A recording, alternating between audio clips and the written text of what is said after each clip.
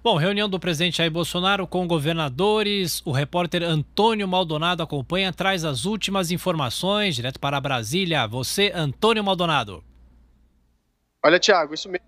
Estou aqui no Palácio do Planalto neste momento, o presidente Jair Bolsonaro lá no gabinete dele, conversando aí, se reunindo por meio de uma videoconferência com os governadores aí dos estados do Sul e Sudeste. Agora há pouco, ele, ao deixar o Palácio da Alvorada para vir aqui para o Palácio do Planalto, ele conversou com a imprensa e comentou o pronunciamento feito por ele ontem em cadeia de rádio e televisão e disse que vai recomendar ao Ministério da Saúde que mude a postura em relação às orientações que tem dado à população brasileira. Defendendo em parte o que ele disse ontem no pronunciamento, ele disse que vai pedir que a pasta passe a recomendar o chamado isolamento vertical, que é quando apenas as pessoas dos grupos de risco devem ficar isoladas. É mais ou menos o que o presidente americano Donald Trump disse que quer fazer ali com os Estados Unidos de maneira progressiva. Então, o presidente Jair Bolsonaro disse que vai conversar hoje com o ministro da Saúde, Luiz Henrique Mandetta, para ver se a pasta muda essa orientação e passa a recomendar o isolamento apenas das pessoas que estão no grupo de risco. A ideia dele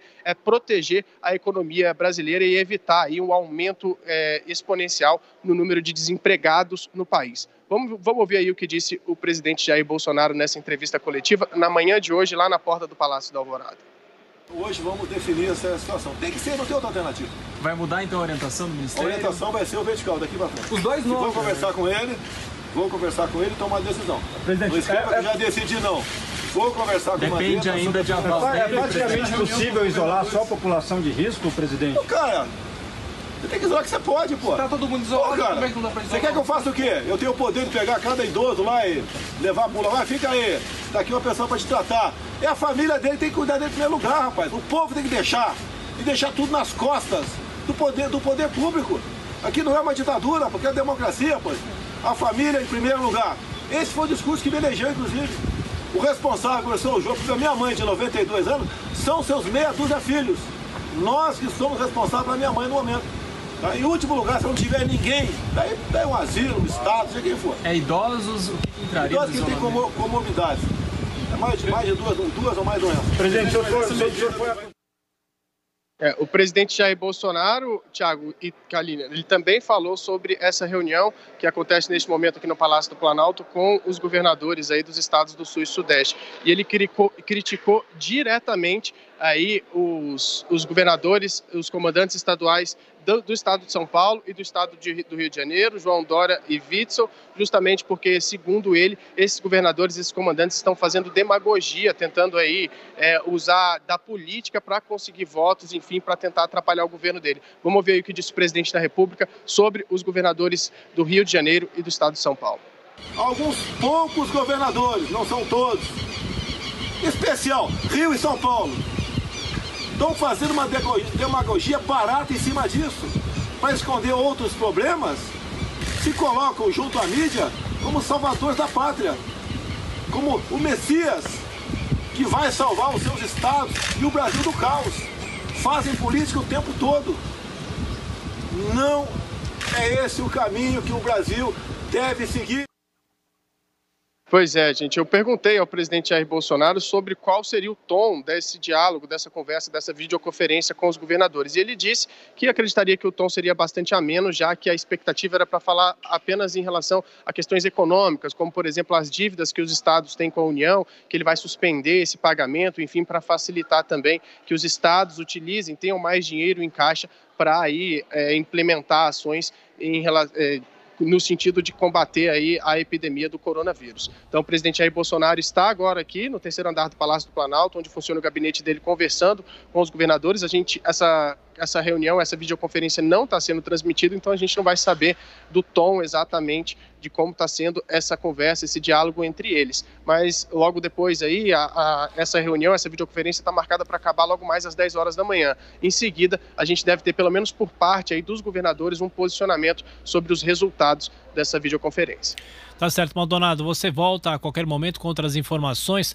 José Maria Trindade, a questão é a seguinte: se nesta reunião com o ministro Mandetta houver uma mudança de procedimento no Brasil, duvido muito que o ministro Mandetta vá tomar uma posição contrária ao que ele já vem adotando e já vem discutindo aqui no Brasil. Ele corre algum tipo de risco, Zé Maria, de cair?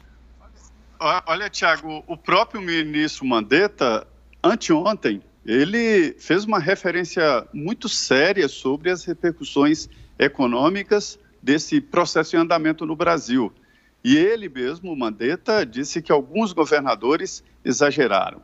Só que é o seguinte, o presidente Jair Bolsonaro perdeu uma liminar no Supremo Tribunal Federal, o ministro Marco Aurélio entendeu que os governadores e prefeitos têm, junto com a União, o dever e a competência de cuidar da saúde, ou seja, adotar medidas para proteger a saúde. E aí, esta liderança do presidente Jair Bolsonaro tem que ser definida e em comum acordo com os governadores e prefeitos. É uma atitude nova e interessante que vem sendo pregada por vários setores do governo desde o início. Proteger comunidades que estejam mais sensíveis à doença, ou seja, idosos e pessoas que tenham doenças pré-existentes, né, como diabetes, hipertensão, problemas cardíacos, que tradicionalmente dão problema. Me alertam aqui também que este é um período inicial, principalmente do Sul, onde as UTIs são cheias durante todo o ano, sem a Covid-19. Mesmo assim, então é preciso tomar cuidado. Então, está certo o presidente, só que a maneira de organizar, a maneira de fazer esse projeto é que está meio confusa. Mas é isso mesmo, muito cuidado, todos devem tomar cuidado, mas não parar todo mundo sem saber exatamente até quando. Constantino. Exatamente. Veja, o ministro Mandetta nunca disse nada diferente disso. Ele nunca pregou o isolamento e o confinamento total e a paralisação da economia. Nós estamos vendo hoje um esforço que parece um tanto concertado, orquestrado, de militantes disfarçados de jornalistas já criando intriga e pedindo cabeça, praticamente, do Mandetta. Já derrubaram o ministro Moro e o ministro Paulo Guedes com as mesmas futricas e intrigas umas 500 vezes no passado. E os dois seguem aí firme e forte. Então, eu acho que o Mandetta está alinhado com essa ideia e o presidente Bolsonaro não está isolado nisso. O presidente Donald Trump está indo na mesma linha. O Japão, o presidente Bolsonaro postou vídeo hoje do Japão, o Japão está trabalhando. A Coreia do Sul está trabalhando, então ele não está totalmente isolado, ele pecou muito na forma.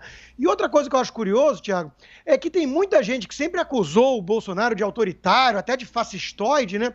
E ao mesmo tempo está cobrando dele que tome medidas drásticas de estado de sítio. E alertam que ele pode usar a crise para algum tipo de golpe autoritário. É incoerente, é contraditório. Ele, justamente, é aquele que está dizendo o seguinte: vamos manter a liberdade. Enquanto que alguns governadores estão tomando medidas que, se o presidente Bolsonaro tomasse, não tem a menor dúvida que haveria uma histeria e ele seria acusado de fascista. Ou seja, conclui-se que não se faz mais fascistas como antigamente.